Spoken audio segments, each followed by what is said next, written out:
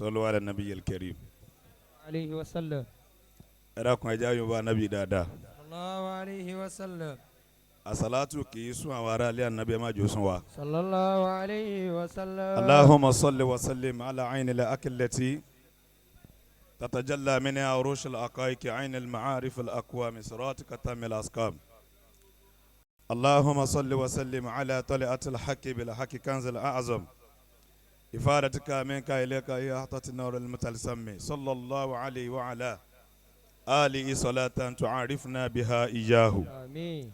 آريات مني إليك يا رسول صلى الله الله عليه وسلم. وإلى روح مولانا شيخ أحمد التجاني رضي الله تعالى عنه. وغوث الورى مولانا الحاج إبراهيم إنياس إنياس رضي الله تعالى عنه. ومفتي الكبير شيخ محمد كمال الدين الأدبي رحمه الله. ورسول العلم شيخ آدم عبد الله الألوري رحمة الله عليه. ومربنا الأكبر مولانا المرحوم شيخ عبد القادر محمد مصطفى أوني يجي رحمه الله. وإلى أرواح جميع الأولياء السابقون والباقين. بسم الله قل هو الله. بسم الله الرحمن الرحيم. قل هو الله أحد الله الصمد لم يلد ولم يولد ولم يكن له كفوا أحد. pẹ̀lú bí ìjọba àkókò ti rí ما شاء الله. mo fi bàbá wa àgbà ọlọ́dán níkàlẹ̀ أدام الله حياته. mo fi wọ́n kí ìjókòó gbogbo ẹ̀yin àgbàlagbà bàbá wa àgbà limintik ọlọ́run jẹ́ ká rí yín pẹ́ آمين. bàbá wa àgbà kíwúyẹmí ọlọ́run jẹ́ kẹ́mi gùn fún wa آمين. Sheikh onímájèsín أدام gbogbo الله àwọn àgbàlagbà حياته. bẹ́ẹ̀ bàbá wa fàgbà tí mo fi bàbá àgbàlagbà jì kí wọn أدام الله حياته. mo kí Sheikh Al-Abror أدام الله mo kí حياته. bàbá wa láti Nasfat bàbá àgbà Mọ̀lánà Sheikh Ridwanullah Ọbáfẹ́mi Kúkú gbogbo ẹ̀yin àgbàlagbà bẹ́ẹ̀ ni mo kí bàbá àgbà láti Agodo أدام الله Sheikh Ahmad حياته. Yusuf bàbá kọ̀mpútà yóò máa dá a sí ọlá Nabi صلى Muhammad الله عليه وسلم. bàbá wa àgbà inú rìdọ́ أدام mo الله mọ̀ pé bí mo حياته. ti kí bàbá wa àgbà oníyangi ẹ gbà pé mo ti kí yín dáadáa gbogbo ẹ̀yin àgbàlagbà yín náà ni mo wá fi ń kíjókòó bàbá wa Khalifa أدام الله حياته. bàbá wa Khalifa ro kan mi sí ma ń fi wojo ihim min athari sujud bí yẹn bá rí yóò máa rí ìfarabalẹ̀ ìjẹni Ọlọ́run lára yín púpọ̀ ما شاء الله. ajá sí pé tá a bá ń pe Maulana Al-Mukhtar ní bàbá ẹ̀yin gan ni bàbá ọba tó ṣe yín báyìí tó wá ní kó fìtì yín tí wọ́n máa fi lílá fi ránṣẹ́ sí yín nulẹ̀ kọ́lọ́ máa yẹ yín sàbó tí òun kó mọ آمين. ọláyà Nábì wa Muhammad صلى الله عليه وسلم. gbogbo ẹ̀yin yàwá náà mo kí o Ọlọ́run jàre yín pẹ́ آمين. gbólóhùn tèmi ò ní pọ̀ bàbá àgbà inú rìdọ́ أدام الله حياته. ní ijó ní tí Ọlọ́run kádàrá ká pàdé pẹ̀lú Sheikh Maulana Al-Mukhtar أدام الله حياته.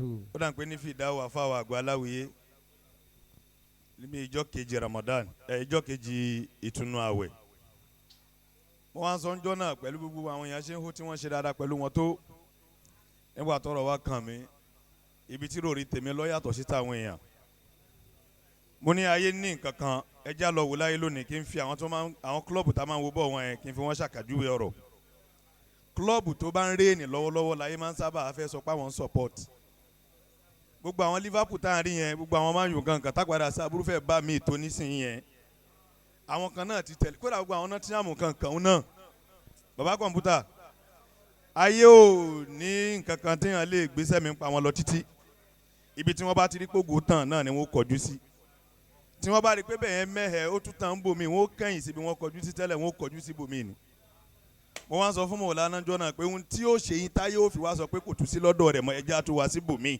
kọ́lọ́ má jò ó kàn wọ́n. آمين. àbí bẹ́ẹ̀ kọ́ ni mama àríṣẹ́kọ́lá àkọ́kọ́ nù ẹlẹ́nkejì ni pé àwọn agbègbè mẹ́ta kan bẹ tó já sí pé disappointment máa ń bá àwọn ará abẹ lórí ẹrú tó bá jáde níbẹ̀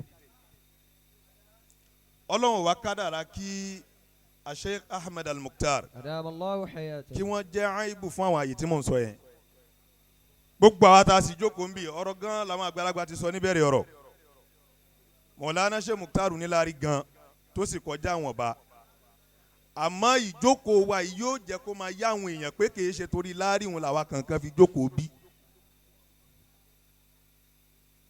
kò sáfà tó jókòó náà wọ́n ti ń rí tí ò ń sáfà ọlọ́rọ̀ gbogbo etí ṣe òtún ṣe tí wọ́n ń fowó ńlá ránṣẹ́ wọ́n kàn ń ṣe é ṣe pé kì í fi mọ iyì jókòó yín ni àmọ́ ìwà máa jókòó wá ń bì tí ó sì sún wa tòun ti báyìí yẹn bẹ́rò yẹn ṣe pọ̀ ju ibi yẹn lọ tó kí ló fà á torí wọn disappoint àwọn agbọ́nrin mẹ́ta tí mo fẹ́ kà yìí. wa iza sakhara lilahu unasan lisa'idin fa innahum su'ada. àkọ́kọ́ nú ààyè Maulana ya salam òun ni pé ṣé wò disappoint ẹbí tí wọ́n ti jáde. ẹbí mi lórúkọ gan tẹ́lẹ̀ orí ibú ọmọ ni wọ́n padà bímbẹ̀ ló sọ ilé òun dahoro. Allah. ilé baba àgbọ̀ ọlọ́dún ti lórúkọ gan tẹ́lẹ̀ àmọ́gbà tí ìràwọ̀ Sheikh Ahmed Al-Mukhtar tún tàn jáde sí ń bẹ̀ ó tún jẹ́ kí ìmọ́lẹ̀ tí ń bẹ ń bẹ̀ máa lékún ni kò dínkù kò rí bẹ́ẹ̀ ń bò mí o àìmọye ẹni tí ń lọ títí tí wọ́n dẹ̀ sọ pé àwọn àfa àgbààgbà ni wọ́n bí o ìran àfa àgbààgbà ló ti jáde àkọ́kọ́ nù mú bọ̀ ẹlẹ́ǹkejì ń bẹ̀ òun ni pé Sheikh Mukhtar disappoint inú ìlú tí wọ́n ti bí wọn jáde ìlú míì náà dá pọ̀ tẹ́lẹ̀ tó gba ìlú alibarika nílùú báyìí ìlú alibarika nílùú báyìí ìlú alibarika nílùú báyìí kódà látara pé wọ́n disappoint ìlú ó tún jẹ́ ká alibarika tiwọn náà máa ràn lú tí wọ́n ti jáde hùn àáfàá lè pọ̀ nílùú Ìlọrin lóòótọ́ tí wọ́n bá ń kálé ní èjì ẹ̀ta ilé baba wa àgbọ̀ ọlọ́dán láti pèlẹ̀ wọn lánàá dò ní àáfàá ni tó bá dọ̀la àáfàá náà ni ó máa jẹ́ àmọ́ tí wọ́n bá ń dárúkọ àwọn àáfàá wọn ní pẹ́ tí wọ́n fi dárúkọ Sheikh Mukhtar. Adamallahu hayatahu. ẹlẹ́nkẹta ń bẹ̀ òun náà ní pé Sheikh Ahmed Al-Mukhtar Adamallahu wọ́n hayatahu. disappoint ẹ̀sìn tí wọ́n ti jáde. bàbá kọ̀ǹpútà kò yá àwọn èèyàn tó pọ̀ ní o. ṣẹ́ráwá àáfàá tọ́lọ̀ ń ṣe ní ọ̀dọ́ báyìí kí n sọ bẹ́ẹ̀ ní sínú lọ́jọ́ orí báyìí tọ́lọ̀ wa ni a máa jẹ́ ambassador gidi ó jẹ́ káwọn èèyàn appreciate wa o. tó bá jẹ́ àwọn pásítọ̀ lọ́dọ̀ ti pọ̀ jù báyìí lọ bóyá láàfẹ́ gbọ́ pé Islam ń bẹ tí ì bá ṣẹ̀sìn Ọlọ́run. Allah. àmọ́ àwa àáfàá náà láti máa sọ fáàfẹ́ ẹgbẹ́ wa àbí fáwọn èèyàn pé ta ni pákéjì ni irọ́ ni kí lẹ̀ ń tẹ̀lé fún kí lẹ̀ ń gbà fún ṣé wọn ò lè dáṣà àdúrà ńlẹ̀ rẹ ni kódà àáfàá mi ò tún máa kanra mọ́yàwó rẹ nílé pé kí ló ń wo fídíò òun sínsìn ìgbà tí wò lè ṣàdúrà Ọlọ́run dẹ̀ tún gbẹ́ nìkan kalẹ̀ tí ó máa ṣe fáwọn èèyàn kí ni ìbínú bẹ́ẹ̀ torí kùnà mukhtalifa wa shatta àáfàá mi ìjálàbí ló mọ̀ ṣe kò ní ṣe wá sí yanjú àáfàá mi ń bẹ jálàbí ló mọ̀ ṣe kò lè kọ́ mọ́ ń kí ó yanjú àfáà mi kókó máa ń kí ó ní kò lè ṣe nǹkan míì gbogbo bí tá a bá ti mọ̀ pé oníkálukú perfect sí ká gbà fún bẹ́ẹ̀. ìbẹ̀rù tó kàn ń bẹ lẹ́mìí tèmi tí gbogbo ẹ̀yin àgbàlagbà ó tún bá fi sínú àdúrà ni pé ṣé wọn kí bá ti jókòó ní sí tó dùn gan yìí ikú mọ́ là ń ṣe àbí gbogbo wa nínú wa ń dùn ẹ kọ rìkakuléètì pé kó jẹ́ pé fìdáwò ló di ìṣèwù làwa jókòó bínú ọ̀tá ó ṣe máa dùn tó. La ilaha illallah. ẹ rí i pé iṣẹ́ tí àgbà pọ̀ gbogbo ẹni bá wá gbèrò orú ẹ̀ lẹ́mìí ike bí wọ́n ti kójọ lẹ́ni tó jẹ́ dùnú yìí wọ́n padà wá jókòó láburú bẹ́ẹ̀ fún Maulana Al-Mukhtar Ọlọ́run bá wa parú ẹni bẹ́ẹ̀ rẹ̀ tìrantìran. Amina. ó dùn mí pé ẹ̀yin yá yóò ṣàmì o. Amina.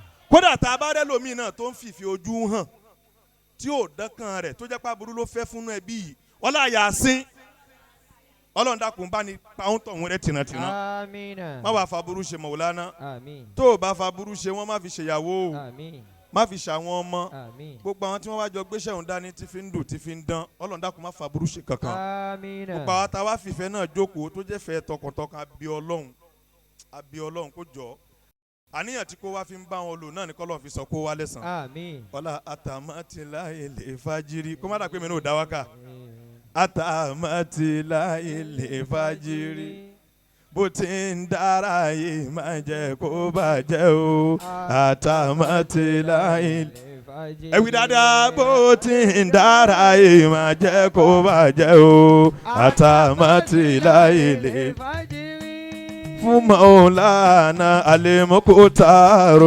àtàmátìláyè lè fà bó ti ń dára yìí máa jẹ́ kó bàjẹ́ o àtàmátìláyè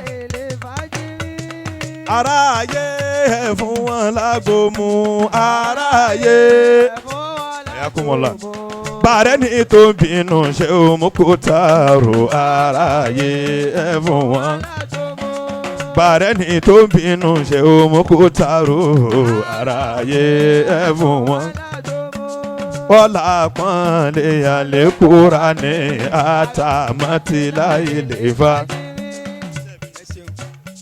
ورميت من رماني بسوء وكفيتني شر من عاداني mo ṣe kútúbà sí orí àdúrà tí afáwa àwọn jubatu zamani tí wọ́n ṣe nù ní àwọn olódi baba Al-Mukhtar òun ni wọ́n máa gbé sí pẹ̀lú ògo Ọlọ́run bí idhnillahi ta'ala. Ẹ ṣeun ṣé o àwọn akọ́lá nìyún wọ́n ti lọ cháàjì tọ̀dọ̀ tiwa. Màá lọ sọ́dọ̀ bàbá mi àgbà onímájèsín ká tó wá lọ fi ìjókòó náà kọ́ síbi tá a fi kọ́. Bàbá wa àgbà ẹnu rídọ̀ ilé ni bàbá wà tẹ́bárí tá jòkó tí wọ́n káàmù báyẹn bí idhnillahi ta'ala. Àmọ́ kí bàbá wa onímájèsín kí wọ́n